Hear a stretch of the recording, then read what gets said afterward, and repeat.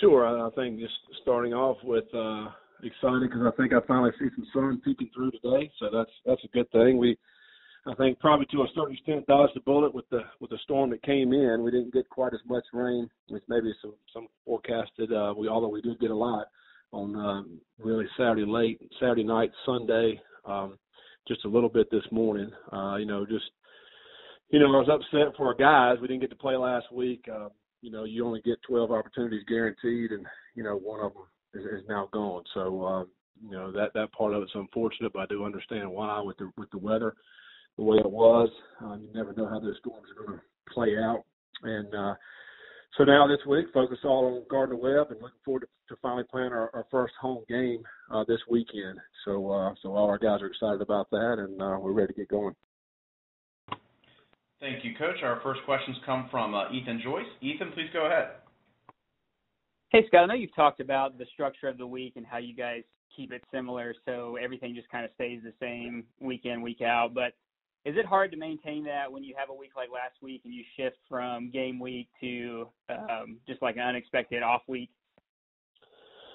Well, our guys do a great job of just rolling with the flow. I think for us, and we always talk about, the things that we can control, that's what we'll worry about. If we can't control it, we're not going to worry about it. So, last week, every day that we had, we did what we had to do that day. We got ready for Southern Miss on Sunday, Monday, Tuesday, and then Wednesday we found out that we were not playing, and so that practice that afternoon was like a bye week practice for us. And then we let the guys get out of here. We didn't do anything Thursday, Friday, Saturday. School was closed last Thursday and Friday, and then we came back Sunday yesterday and had our normal Sunday practice for game week.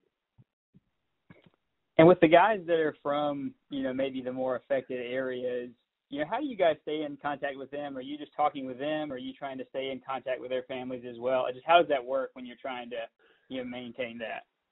Well, a lot of our guys, or most of our guys, really there wasn't a whole, and after talking to them, there wasn't a lot in harm's way with their families. So it seemed like things were fine. Obviously there's going to be a lot of people that were affected by it. But, what we do is just stay in contact with our guys and their families and see if there's anything that they need or we can do for them.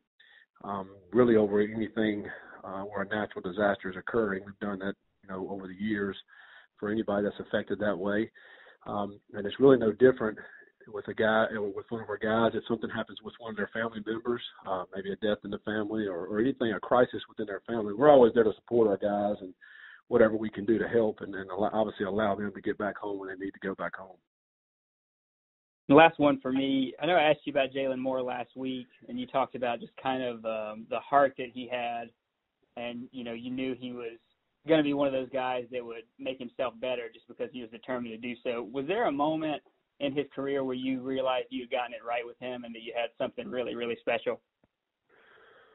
Well, I don't know that there's one particular moment. I think for him there probably has been. I think, it was rough on him early on in his career, his first year, and, with things that were going on in his life, just personal stuff. And then also, you had back then you had Marcus Cox, who was doing a great job. And I told Jalen one time in practice, I said, man, you can be the best back to ever play here. This was like after his first year. And, I think soon after that, he just kind of put it in his head, maybe I can. And he continued to work. And then whenever he saw some success on the field, I think that just added a little bit more fuel to the fire for him to continue to work hard. And, next thing you know, he's getting over 200 yards in games rushing. So, I think just a cumulative effect of how hard you work. And then you obviously have to have some good things to happen to you along the way, and just gives you a little bit of glimpse of some hope to know that maybe I can do this. And then it snowballs from there. Thank you, Scott. Yep. Thank you, Ethan. And we do have time for one more from Dan McDonald with The Advocate. Please go ahead, Dan. Morning, Coach. I know your schedule is not conducive to trying to find a place for another game, but so was there any discussion about trying to maybe go find another location or find some other way, or actually moving the game up earlier in the week? Yeah, there was all kind of talk, basically between our administration and their administration about moving the game. We offered to move it to another location at a different time. I mean, we really wanted to play the game, and for whatever reason, just could not get it worked out. I was not in those conversations, so only advice that I told our AD was, hey, we want to play the game. Let's whatever we can do to play it. If we need to move it, we'll move it. Whatever we need to do.